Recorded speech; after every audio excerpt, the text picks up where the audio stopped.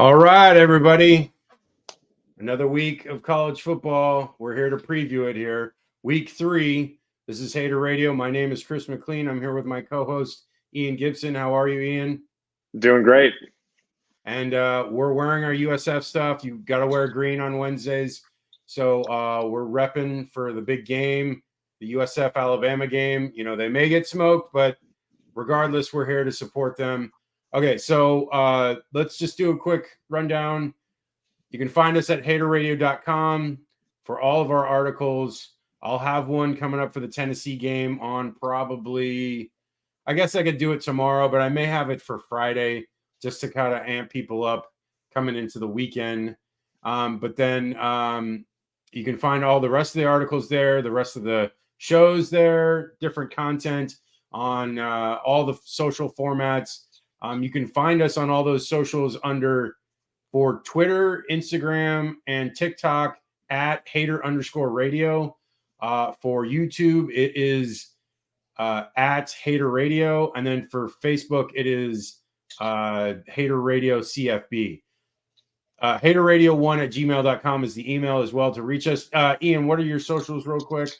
Yes, YouTube, Instagram, and Twitter are all at GGatorG. Awesome. So you can find us there. We're always, commenting. I'm always talking shit. And that's what we do here. Hater Radio, we're talking shit. We're passionate about college football. So let's get into it. Week 3, a lot of big games. Next week is actually going to be even a lot more big games, but there's still some pretty good games this week. We're going to talk first about the Florida-Tennessee game first because it seems to be the biggest game of the weekend besides maybe the LSU Mississippi State game. Everything else, Oregon and Colorado. Oh no, Colorado's playing Colorado State. Oh, is that this week? Yeah. It is this week. I saw them playing a green team, and we thought Oregon. That's why. What is it? Freaking game day is there. Game day is there. Oh, really? Really? Yeah, that one. Yeah, it's because I don't know why there wasn't any other game. Well, they chose Alabama last week because it was Alabama-Texas. Yeah, that one. Which made sense. And they, it was Colorado's first home game last week. But it's at this point, if you look at the schedule for Colorado, it doesn't bode well for them. So this is like their kind of swan song of their, way up schedule start. Because if you look at it remember last year with Kansas, they had that hot start and then they kind of fizzled at the end. It mainly because that injury to Daniels, but it was definitely a nice story to begin with because it was like, Kansas hasn't been good in years, and the same thing with Colorado. And it's largely the story is with Prime. Like everyone likes that story. He's charismatic. He's brash. He's in everyone's face. He'll say shit that other coaches don't say, which I think a lot of people do appreciate. The thing that I don't like, I just don't like like I've said, with what he did with Jackson State and like how he was coming about his business with that. I didn't really appreciate it, and like how he I don't know. It was very bizarre the way he did everything, and he used it as a stepping stone, and that's what it is. And most coaches do it, so I really can't fault him for that because that's pretty much what every coach does. They're trying to get to that upper echelon position, and he's on the way because if he continues his path with Colorado, he more than likely will have pretty good success and then will lead to another job, which is likely, and a better job. Okay, so let's talk about this Florida-Tennessee game. Ian, I want to hear your thoughts first, and then I'll go on mine, but I'm definitely curious to hear what you think about this game coming up. Yeah, I kind of mentioned in my notes last week, I said the Florida team played better, obviously. But that's got to be taken with a grain of salt. So now it's like the last couple of years is what Gator team are we going to see? Are we going to see the team that was totally underprepared and not ready against Utah? Or are we going to see the team that came out firing on all cylinders against McNeese State? Now, credit, that was against a much weaker opponent, and they were just clearly more talented.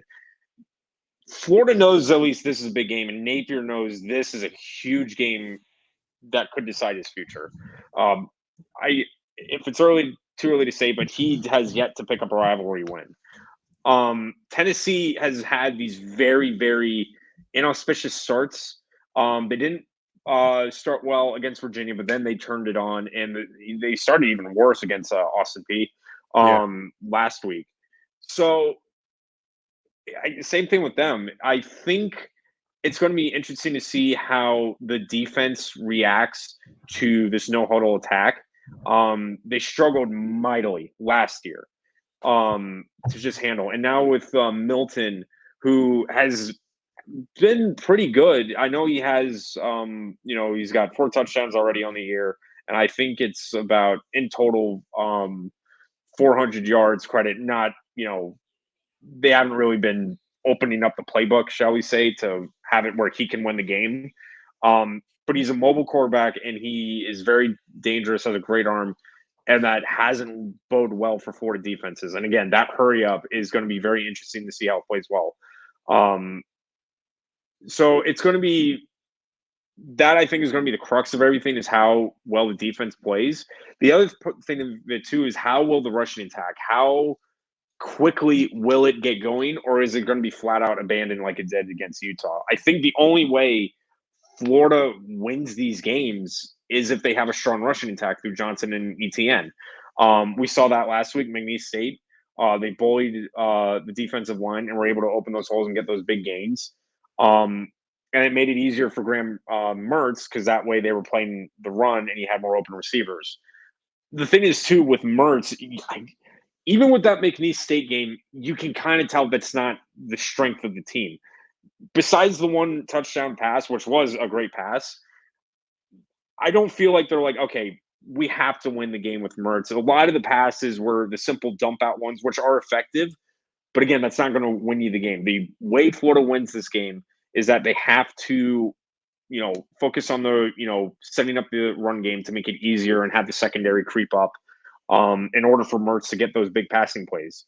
Or at the very least, if you're going to have him pass, you need at least 4 or 5 receivers out there to have at least a dump out option. And the offensive line has to play the role of protecting quarterback and making it easier for the offense, because it got shredded against Utah. So then they played an inferior McNeese State, did a good job against them. Now this is going to be the real litmus test, is pretty much prove it. What kind of offensive line are we getting for the rest of the year? Because competition is going to be like this throughout this season. Well, after Charlotte, it is. So with that, I think the thing is going to decide these games is how well the offensive line does in establishing the run, and how well the defense does with the no huddle attack. For Tennessee, with all those things said, it does kind of favor Tennessee, because a lot of things have to go right for Florida. For Tennessee, even with those slow starts, there's no guarantee Florida's going to jump and attack on them like they did the year before. Florida had a bunch of opportunities that they missed, and Tennessee took advantage of them. So that's another part of it too, is who's going to take advantage of the mistakes. And really, I think Tennessee would have to make more mistakes in order for Florida to stay in striking distance to win the game. Yeah, I mean, I agree with a lot of what you said. I think, I looked back today at both the Austin Peay and Virginia games, and what stood out to me were a couple things, especially what Tennessee was able to do as far as their run game. I think their run game was more important to their success the first 2 games than specifically the passing attack, because there were only really a handful of attempts downfield for Tennessee, and I think like only 2 were successful. So in the running attack, what they did was largely, when the numbers were in their favor, they were running, which is the smart thing to do, because if there's 5 or 6 in the box, then you need to run. And they were. And I think a lot of it for both of those games were the inability of both of those teams to be able to tackle those running backs coming out of the backfield, because, instead of a gain going for like 3 or 4 yards, they were running off like 10 yards a clip. And so, their average is pretty high for both their running backs. And so it's like, it stands out there. It's like, okay, they obviously can run the ball, but in both those games, it was largely to do with the inability of the linebackers to really make tackles. And that could be because just they're inferior opponents. Virginia is not a good team. They're going to be one of the worst in the ACC. I don't envision them winning many games this year.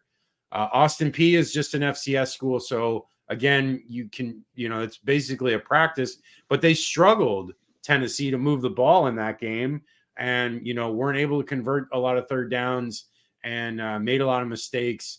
The game was actually, I think it was a 10-point game into the fourth quarter with like 8 minutes left against Austin P, which, whatever. I know it's just a practice game, so they're not like, really into it as much as a normal game, and they still get the win. So that's all that really matters.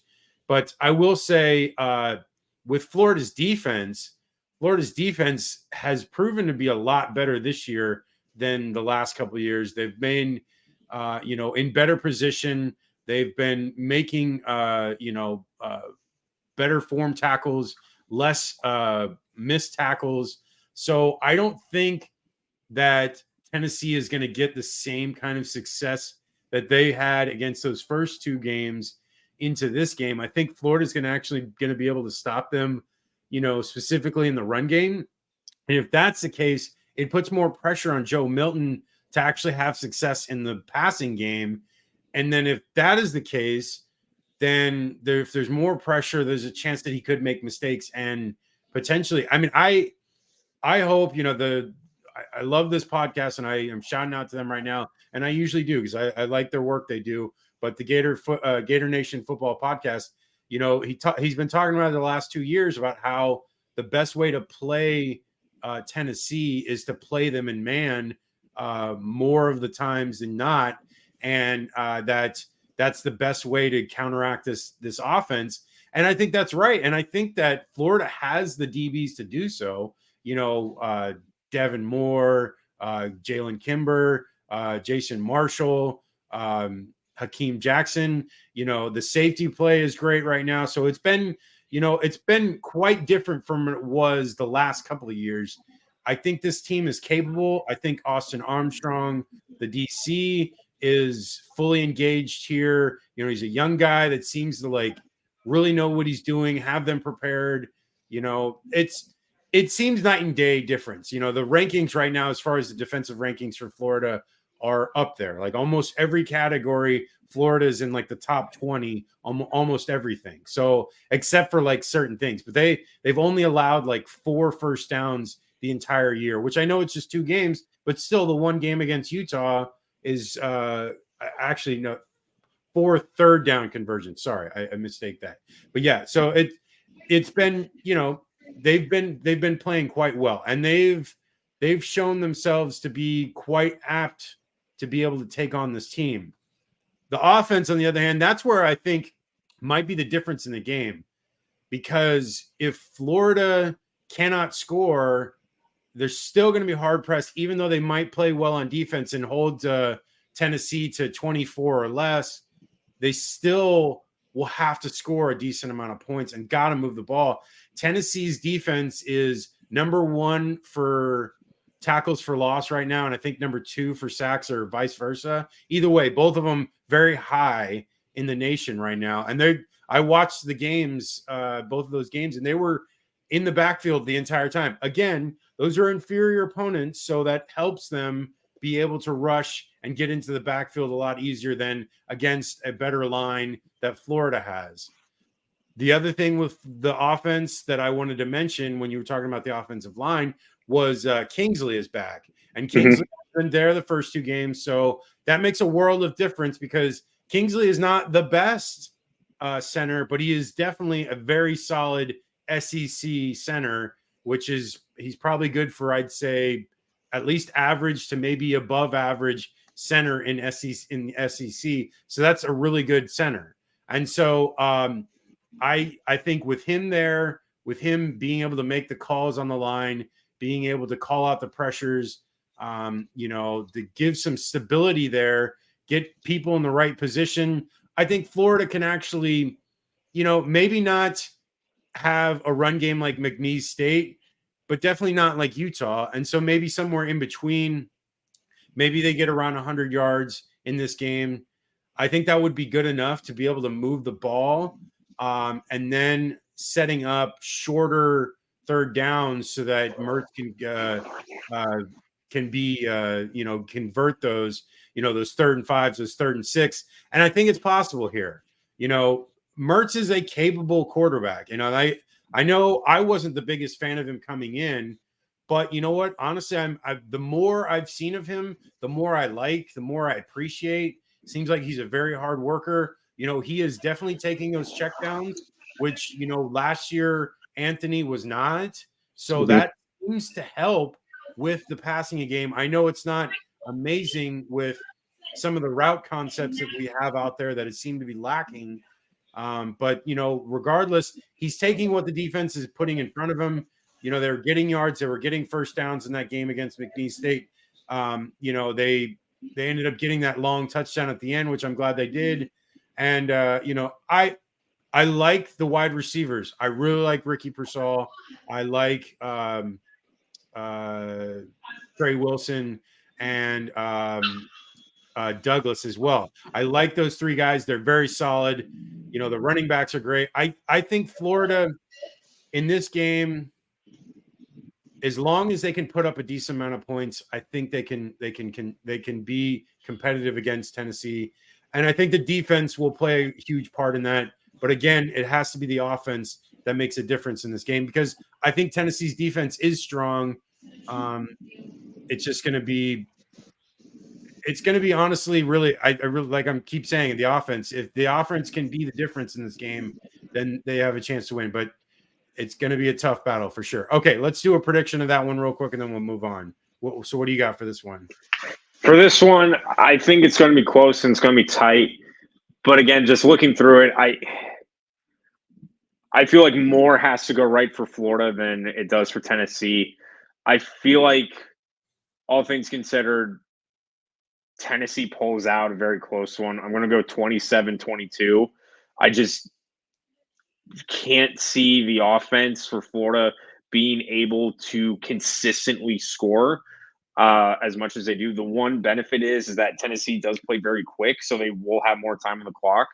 But I'm still not sold on it yet. And again, I just think Tennessee, they've been in these games before last year. So I feel like they can find a way to win this one. So I'm going to go Tennessee with the win. Yeah, and I don't blame you for that prediction, because it's pretty consistent with a lot of what most people are saying. I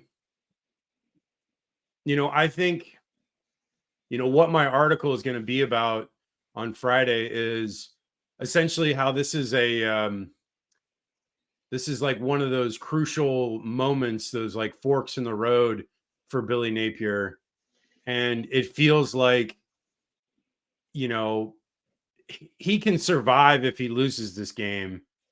But if he were to win this game, it seems like it would hugely sway the momentum in his favor, especially with all the critics. I mean, I've seen so many articles saying, is he on the hot seat? Which is ridiculous after a year and 2 games to be on the hot seat already. But to win a game like this, a rivalry game, like you said, he hasn't won one yet. To win this one, to put it in the win column, a game at home, a game that means a lot to him. I mean, he grew up in Tennessee, or in the Tennessee area, with a lot of family members that are Tennessee fans. So it means a lot to him and his family to be involved in this game. And it's a home game. I feel like because it is a home game, if it was in Knoxville, I would probably feel more like Tennessee would be favored and Tennessee should win. But in this case, I feel like Florida will pull it out. And I think Florida's going to win, like, similar to your score. I'm going to say like 24-20. Yeah, it's going to be a low scoring game. Okay, moving on. Next game we've got the hopefully not the thrashing of USF, but South Florida, Alabama. Somehow South Florida got Alabama to come to Tampa to play a game, and it's the first game too, which is weird because usually when you get like a 2-for-1, you do like a 1 and then 1 and then 1, like flip flopping the games where they're at. But this it made one, sense when they played Florida because it's like, Gainesville's right there. That makes sense. They can start that. But yeah, when it was Alabama was the first game is in Tampa, I was like, yeah. holy shit, that's got to be some negotiating went down there. Well, I think with the USF one, I think USF in Florida is just a 1-1, right? Is there? I know they play 2-for-1? Florida plays USF again in a few years in the Swamp, and Okay, I so know they play Bama. Then it was a 2-for-1. So you are right. Okay, so I guess that is the protocol. I always thought if they did like a 2-for-1, they did like maybe that's like how they're able to sweeten the deal because it's like if it is a 2-for-1, you put your game first, so it gives like more weight to it at least. Yeah, it's like if it was a 1-for-1, usually the better team or like whoever gets to have home first. But regardless, this is a huge game for Alex Golish. This is a monster program they're going up against. Alabama just lost this past Saturday against Texas in a very tight game that was widely watched. It was one of the most watched ESPN games in a long time. And they're a wounded animal. They are looking to bounce back. It's a non-conference game, so they realize that they don't have to necessarily win this game as well, but it gets them in the right footing for the rest of the year, especially with the SEC schedule coming up for them. So they're going to look to bounce back and to take it out on USF.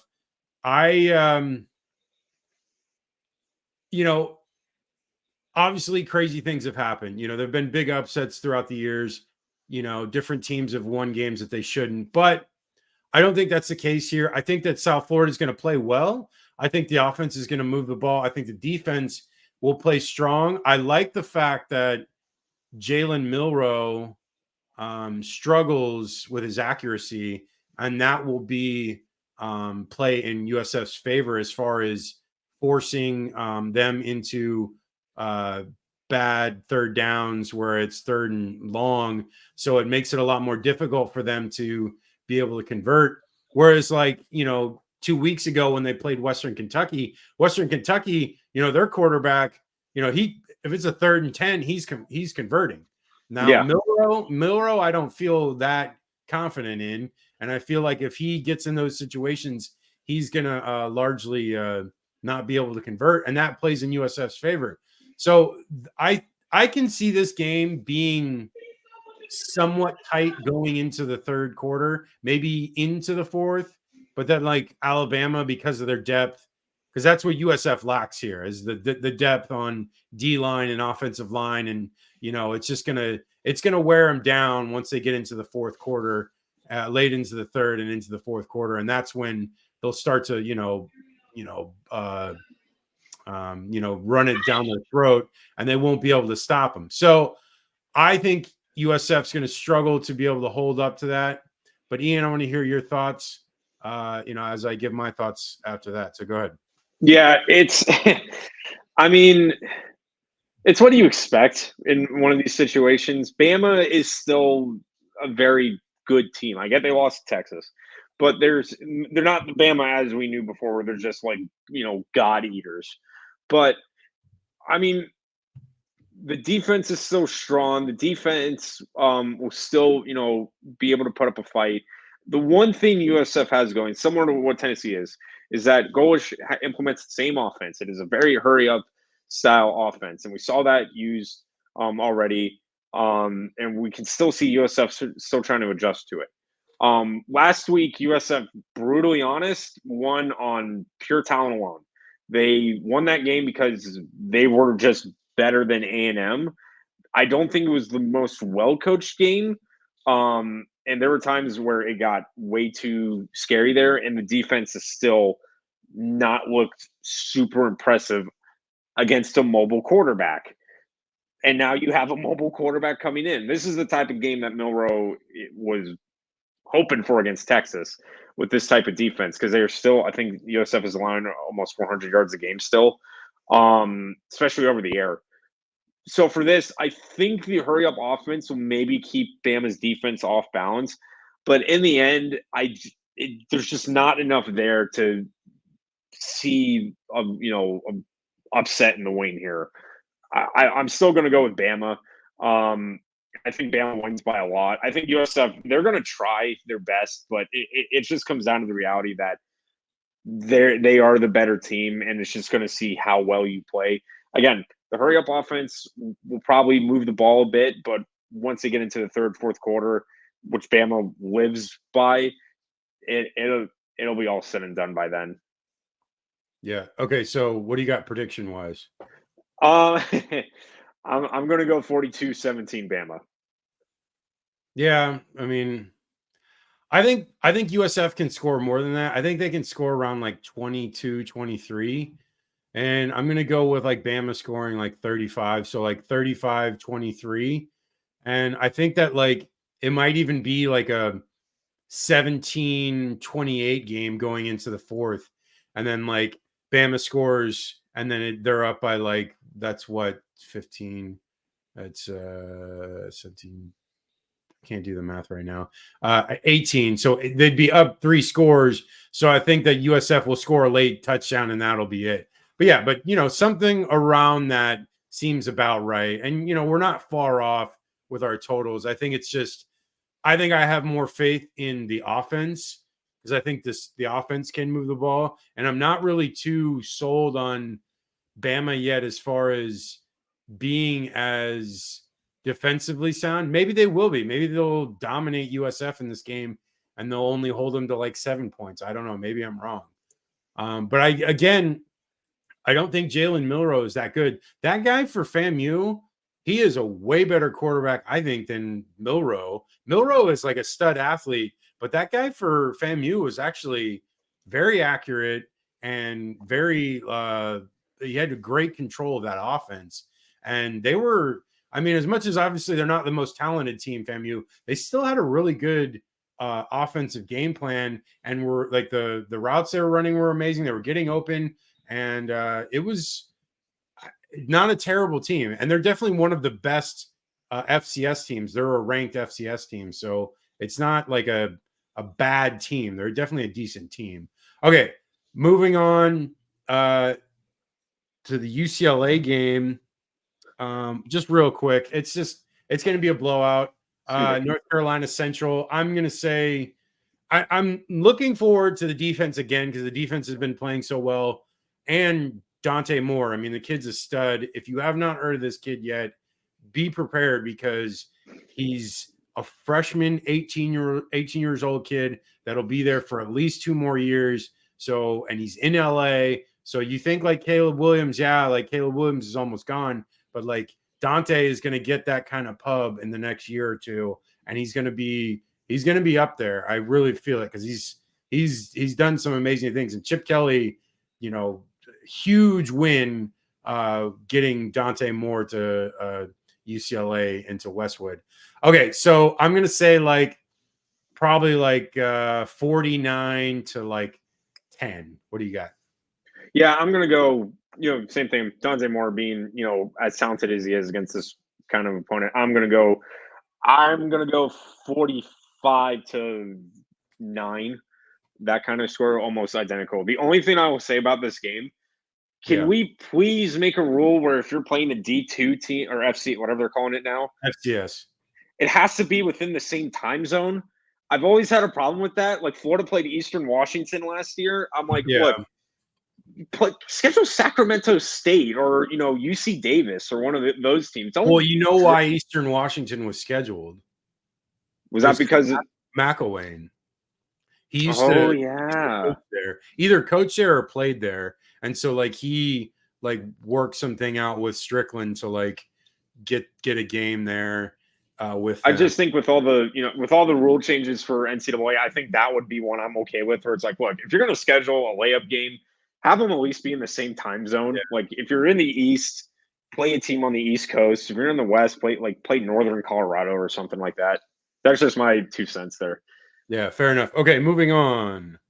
So now into the rest of the games.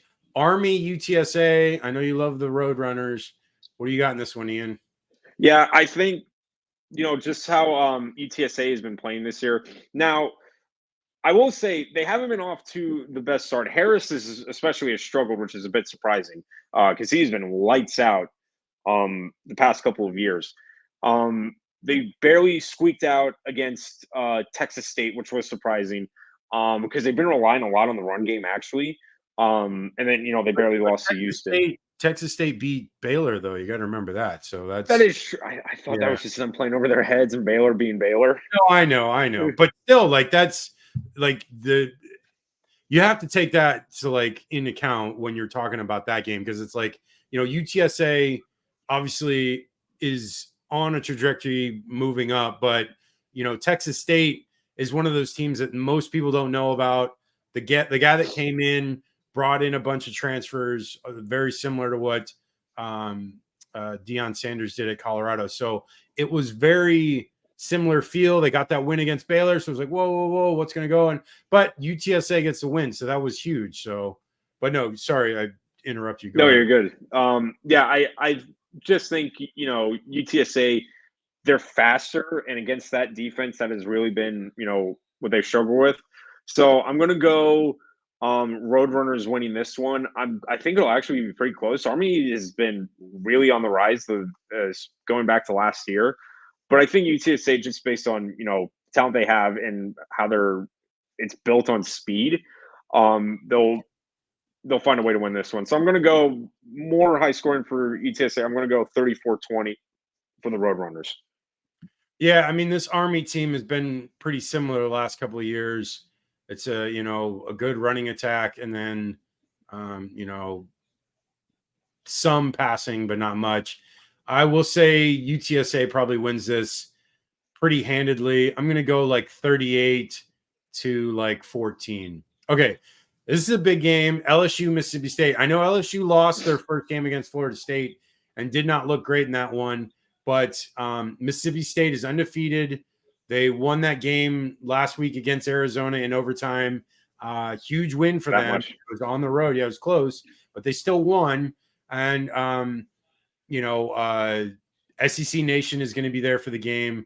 There's a lot of hype for Mississippi State, and obviously, the solemnness for Coach Leach when he passed away last year. So, it's the new coach. I kind of like him. He's about my age, and I think I saw he said he really likes Led Zeppelin, and I'm like, hell yeah. So I really dug that. But no, besides that, they seem to be running the ball more than they have done in years past.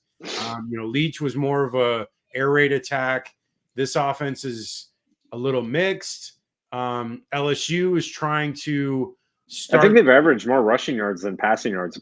I think that was the first time in like 5 years that's happened. Yeah, I'm almost positive you're right. Because I know they've been running the ball more, and but LSU, trying to start their SEC schedule on a winning note. I think that Mississippi State can win this game. It's in Starkville. Will they win? I don't know. I mean, LSU is talented, and I think that game against FSU was a lot of mistakes that hopefully they corrected. They smoked Grambling last week. I think they can win. I think LSU is going to win this one. I'm going to say LSU wins probably 33 to like 20. What do you got? I think both these teams are incredibly well balanced and pretty even actually. Yeah.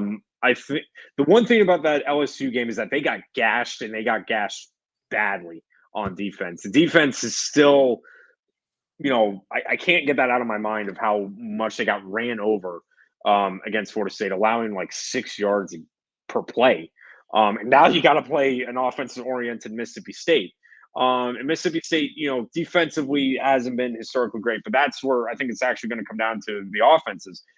Jaden Daniels has been lights out.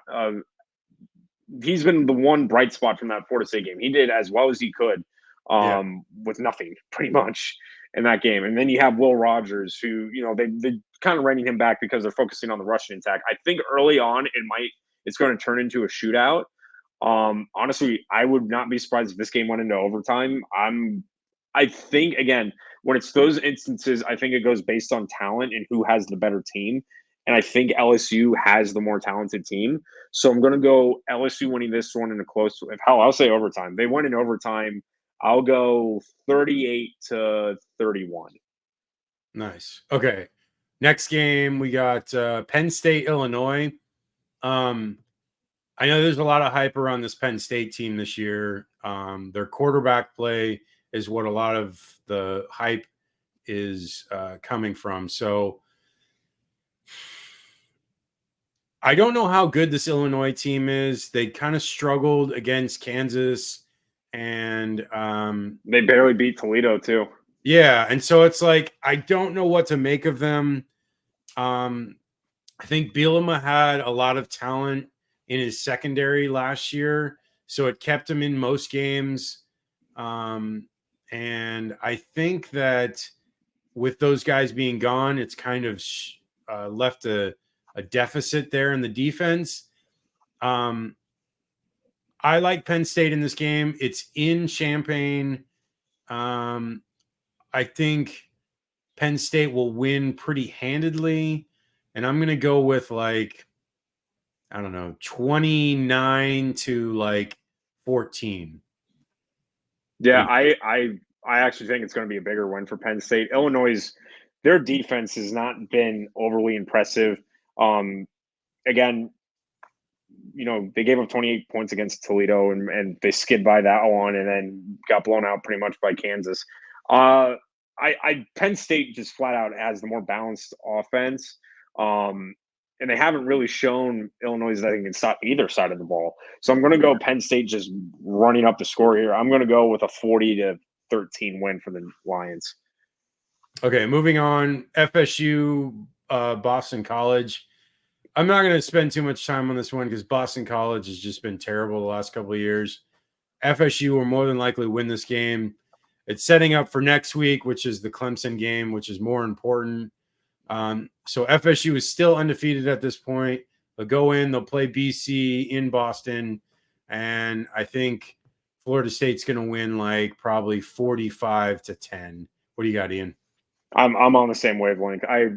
Boston College just doesn't have what it takes right now to win these games. Again, offensively, it hasn't been good. They barely beat Holy Cross last week, and then they lose in overtime to Northern Illinois. So I'm going to go Florida State, again, running up the score. I'm going to go, let's go 42-14. Yeah.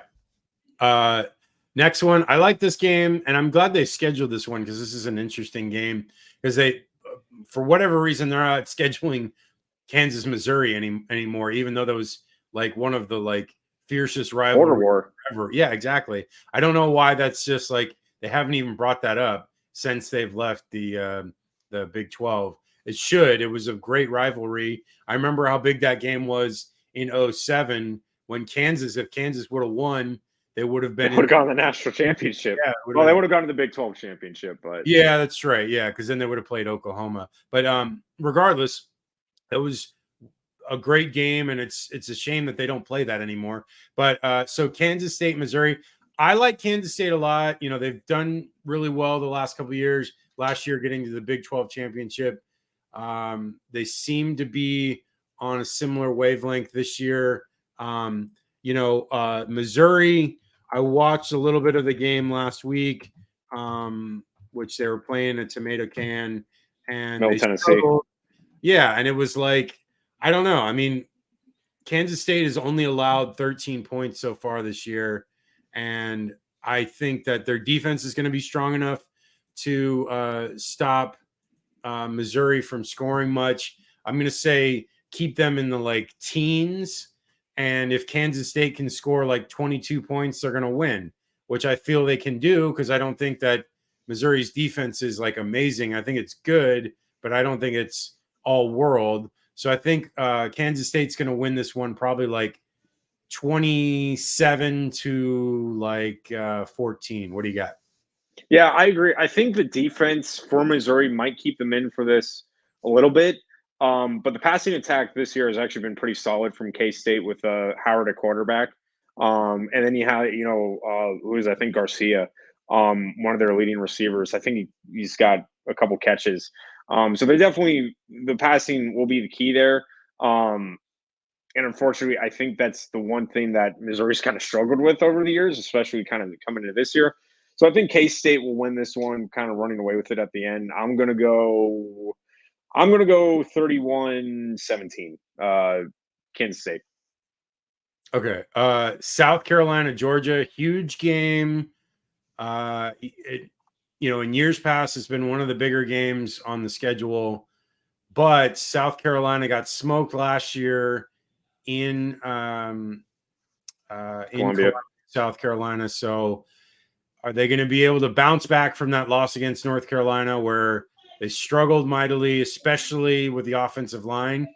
Georgia has never been known, especially in these last couple of years, to be a team heavily relying on sacking the quarterback. They do get pressures, but they don't really they don't sack the quarterback a ton. Will they get to Rattler because the offensive line is a weakness of South Carolina? I think so. I think that Rattler's going to be, struggle again mightily, but struggle mightily in this game, and he's going to have a hard time going to be able to throw on this team. I think he'll still get some yards. I'd say probably around like 220 he'll probably throw for, but they're not going to be able to run the ball. And I think Georgia's offense has not been anything too special. They've played two really weak opponents and didn't really blow the doors off those teams, but not until it went to the second half. Yeah, and I'm not really impressed with Carson Beck. He's like okay. Todd Monken is gone, and what's his face is there? God, is it Bobo? Mike Bobo. Yeah, Mike Bobo. Yeah, Bobo's the coordinator again. I was never really impressed with Bobo back in the day, so whatever. This is what they decided to go with. It's probably largely to do with his connection with Kirby Smart, and that's why he's still there. But this will showcase if Bobo is the right guy for this job. I think the only problem is South Carolina's defense is not that strong. It's definitely, if there's any weakness on this team, which there are many weaknesses, definitely defense is the weakness here. If they can somehow in the special teams make a difference, maybe a couple plays here or there to, I don't know, force a turnover, block a punt, something to make a difference there. Maybe they can stay in the game into the third quarter. I don't think so. I think Georgia's going to win probably like 35 to like 17. What do you got? I have almost the identical score because my thinking was if South Carolina struggled, the offensive line struggled against North Carolina. I was saying this watching the game. If they're struggling against North Carolina, God help them when they play Georgia in Athens. Yeah. And I think that's exactly what's going to happen is that defense is just going to manhandle that offensive line. And there's going to be no traction. The running game will have to be abandoned early, and you're pretty much going to have to tell Rattler to be like, good luck, man.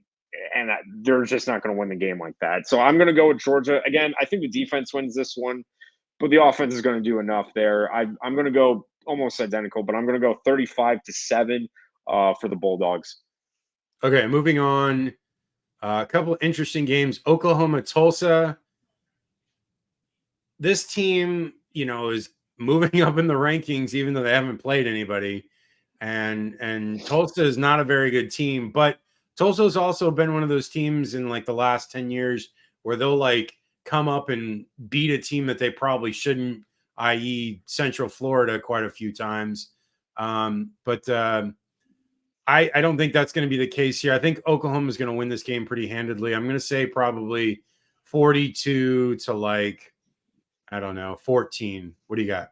Yeah, I mean, they got blown out by Washington last week, and that is an elite offense. And Oklahoma played pretty pedestrian against SMU, but again, when you're facing a weaker opponent against Tulsa, I think they're just going to run away with it. I'm going to go, let's go 45-17. I will say SMU is not a bad opponent because they're definitely better than a Tulsa team. Yeah. But I just thought Oklahoma in that game, they could have scored more. I don't know if they really thought they took the game as serious as they should. yeah. Okay, moving on. Minnesota, North Carolina. This is an interesting game. You don't really see Big Ten teams play ACC teams that often. It's kind of a unless it's a bowl game.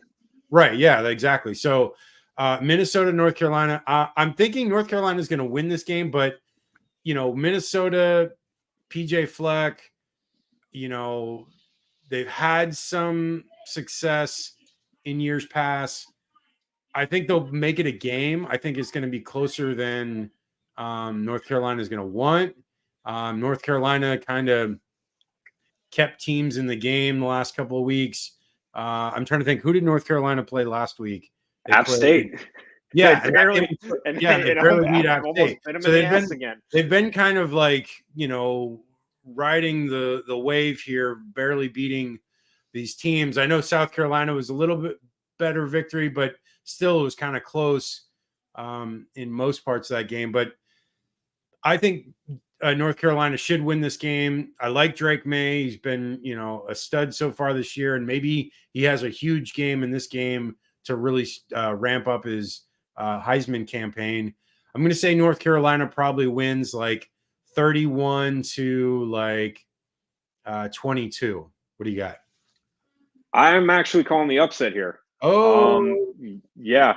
I haven't really been sold on North Carolina so far. App State, probably one of the best group of 5 teams. I would just flat out say that. Yeah. But again, they didn't look overly great against a team they were clearly better in South Carolina. I don't know if it was because it was prime time, it was the stage, but North Carolina sure ran away with that one, and they eventually pulled away, but until late. Yeah. Minnesota's defense has kept them in these games. I think they've only allowed 16 points all season. Yeah, and 10 against Nebraska, and then they played last week. Now, I think Minnesota offensively is a lot weaker than North Carolina, but North Carolina's offense has shown that they kind of feast on weaker defenses. And when they face these tougher ones, it's going to be a problem. Now, they are more balanced, so it's going to keep them on their feet. But I just think Minnesota is going to be stick them in the mud enough that they're just going to keep this a low-scoring game on it. I'm going to go 20-16 for the Gophers. I figure it's going to be a really low-scoring game. So you don't think that Drake May, potential number 2 overall pick, Heisman candidate, you don't think that he's going to score more than 16 points in a game? Not against that defense. Because that defense has been lights out. Now, again, I could clearly be wrong. I'm probably going to have egg in my face. Yeah. But, I mean – I'm going to play this clip back. Yeah, you should. If I'm wrong, I'll take full accountability. I just think the Minnesota defense has really impressed me with the games I've seen. Yeah. And on the other hand, with North Carolina, the defenses they played weren't that strong, so I haven't really had a good measuring stick. So I think they're just going to be in like a shock when they actually don't have things go the way they want to. Yeah. Okay. Moving on. Washington, Michigan State. Speaking of another Heisman candidate, Michael Penix Jr. having a great year so far. Huge stats. Michigan State obviously in flux with what's going on with Mel Tucker. I don't even know what's going on because I'm hearing like conflicting reports like the last couple of days. So I don't even know. I think there's like hearings going on and he's technically suspended. So I don't know. It was an interesting decision to give him that contract extension 2 years ago. And it's really kind of been over their head because they didn't do too well last year. And, now obviously with this issue, I'm not really going to talk about that. I just wanted to put that out there because that is in the news. But I feel like Washington is going to smoke them. I feel like Washington is a way better team, way better offense. Penix Jr. is like by far my favorite Pac-12 player besides Caleb Williams. And I think he's going to put up like at least 4 touchdowns, probably over 350 yards. I'm going to say Washington wins this game probably 38 to like 20. What do you got? I'm almost same boat. I just think Washington has too many weapons, and there's so much going around with Michigan State. I do think the team won't let it distract them. Yeah. They've shown to be a very well-disciplined team and won't have any of that outside shit get in the way. But I just think flat out it's not going to be the same Michigan State game as it was in the beginning of the year. So I think Washington's just going to come in. I'm going to go 35-14 for Washington. Nice. Okay, moving on. Georgia Tech, Ole Miss. I just realized that Georgia Tech's quarterback is Haynes King from Texas A&M. I had no idea. Yeah. I even watched that game, the Louisville game, the first game of the year, and I was like, oh, it was back and forth. I had no idea that he was the QB. So this is an interesting game because Ole Miss just played Tulane close without Pratt and struggled, barely won that game. Needed a late touchdown at the end to really like seal it. But I think Ole Miss can win this game.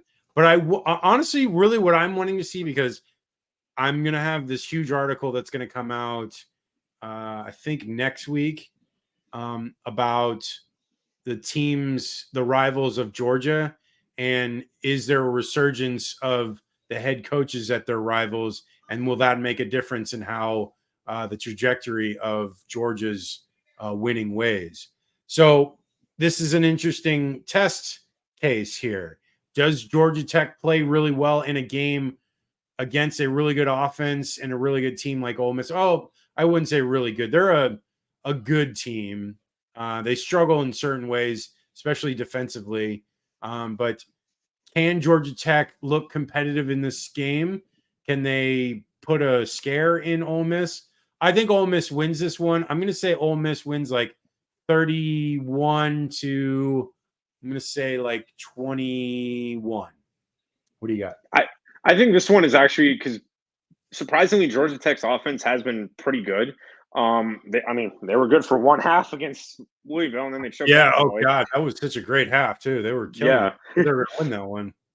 But again, it's going to come down to defenses, and in that case, Ole Miss clearly has the better defense. Yeah. Take that with what you will. Yeah, but comparatively speaking, it is better than Georgia Tech's. Right. So I'm going to go Ole Miss wins this one. I actually think it might be a shootout, but I'm going to go 38-28 for the Rebels. Nice. Okay, last two actually. BYU, Arkansas. Interesting game here because they played this one last year, and I can't remember. Did BYU win this one last year? I think Arkansas won it. I'm pretty sure Arkansas won it last year. Because I think that one was in Utah, right? Yeah, it was in Provo. Yeah. Arkansas won 52-35. Yeah, and I kind of thought so. This is the sequel or the comeback game. So BYU is going to Arkansas for this game. This Arkansas team is kind of under the radar recently. It seems like they really haven't had the pub or like buzz around them that's around other SEC teams. KJ Jefferson is a very capable quarterback. He's done quite well throughout his career at Arkansas. I don't think he's an NFL quarterback, but I definitely think he's a very solid college quarterback. He's very capable running the ball and very capable in the passing game. Their running back, I can't remember his name, but he's a stud. He's definitely going to, put up a lot of yards in this game. I think that was Green. What? I think that AJ Green. Their running back. Yeah, I know he's the rushing leader on the team right now. I thought it's like Sanders or something like that. Was there? Like, oh yeah. So I think they're going to have a really solid game, being able to run the ball against BYU. I don't think BYU is as strong as they have been in the last several years. I think they're going to struggle in this game like they did last year. Obviously, we looked that up and saw it was a struggle for them. I think Arkansas wins this probably like 42 to like, I'd say 20. What do you got? Yeah, I think Arkansas is gonna maybe. I think this one will be close. I know King Slovis has had a pretty good year in his first Oh yeah, I season forgot. with three-way. There. Yeah. Yeah, he's done a good job rebounding. I think this system fits him better. So I think honestly it might be close going into the halftime, but I think Arkansas will kind of run away with it. I'm gonna go. Yeah, let's go 37 to 21 for the Razorbacks. Okay, last game, TCU Houston. What do you got? Yeah, uh, I'm gonna go TCU in this one. Houston has been pretty meh for me so far this year. They haven't been as lights out as I was expecting them to be. Yeah. I know they lost in overtime against rival Rice, and they did squeak one out against UTSA. It's just funny how if it's not the offense that's clicking, it's the defense that's letting them down, and if it's the defense clicking, it's the offense letting them down. So with that type of inconsistency, I can't trust them, and I think TCU wins this one. I'm gonna go 38 to 17. Yeah, I'm on the same line there. It's definitely TCU has a really good offense, and I won't doubt that. Like they're definitely one of the better offenses in the Big 12. And this is the Big 12 opener for Houston, which congratulations to them to getting into the Big 12. But doesn't it feel like they were there the whole time? Like I knew they were in the American, but when it said like Houston's in the Big 12, I was like, yeah, they've always been there. And I was like, oh yeah, no, maybe because I remember them in the Southwest, or remember hearing them in the Southwest. Yeah, I mean they were involved in other conferences, so it's been a struggle for them throughout the years. It's remarkable because they're they won a Heisman with God, what's his face? I can't remember his name. Yes, Ward. Yeah, he's a commentator for ESPN. Andre Ward. Yeah, and he, so they had a really good offense in the 80s, and then their basketball team throughout the years did solid. With Phi Slamma Jamma, with Keem Olajuwon and Clyde Drexler, and then the last couple of years their basketball team has been really well. I think they got to the Final Four like 2 years ago, and so they've been a solid program or athletics program the last several years, and it's good to see them get in the Big 12. I'm glad for them because as much as like, and I know that USF is not far from getting into one of these conferences. We're going to get to the point where all these conferences go to 20 teams, and if that's the case, USF is going to be one of those teams getting involved into the 20 of one of those conferences. It just it's like a matter of like numbers. Like there's not enough teams that are good enough to like fit the rest of that USF's going to get passed up. There's really only like 5 more teams that are worthwhile. And there might be some musical chairs stuff with certain teams changing conferences, but not much. It seems like most of it is set where it is, and just they're going to take the conferences are going to take with wherever they got left and finalize that to make that what they have. But regardless, I'm glad for Houston. They're going to get smoked in this game. I think TCU wins probably like 41 to like 20. Welcome to the Big 12 moment. Yeah. Welcome to the Big 12, Houston. But anyways, that is the show. Wear green on Wednesdays. That's the hashtag for USF. I'm looking forward to this game. I'm excited. I wish I could be there. I was potentially going to be there, but things got changed up, and I ended up going into Tampa in June for my dad's birthday. So my dad's birthday is on Friday. So happy 70th, Dad. And besides that, go USF, go Florida. I'm excited about this Tennessee game because years past it was kind of like, I don't know, Tennessee was really bad. It was kind of a wash of a game. Yeah, I mean, and you had the rivalry. I mean, because it is a rivalry, but it wasn't like it was in the '90s and the 2000s. exactly, and that's what, like, honestly, that game used to be so exciting. I remember, like, vividly where I was watching the '96 game because it was such a huge game. It was, Peyton Manning, it was Danny Warfel, both going for the Heisman, both like top 4 teams. Like, that was an exciting game, and like Florida stormed out to this huge lead, and then Tennessee came back, Almost choked like, it. yeah, and barely won, but still they won, and that set up the rest of the year for Florida because they basically ran the table except for that Florida State loss and won the national championship. And it's such a huge game, and I'm glad there is some buzz. This, like I said, this is a turning point for Billy Napier, and I'll write that article and look for that on haterradio.com, and look for us on our socials at hater_radio on all those, hater radio at hater radio for YouTube, and then for haterradio1@gmail.com for email. And Ian, what are your socials real quick before we go? Yeah, it's GGatorG for YouTube, Instagram, and Twitter.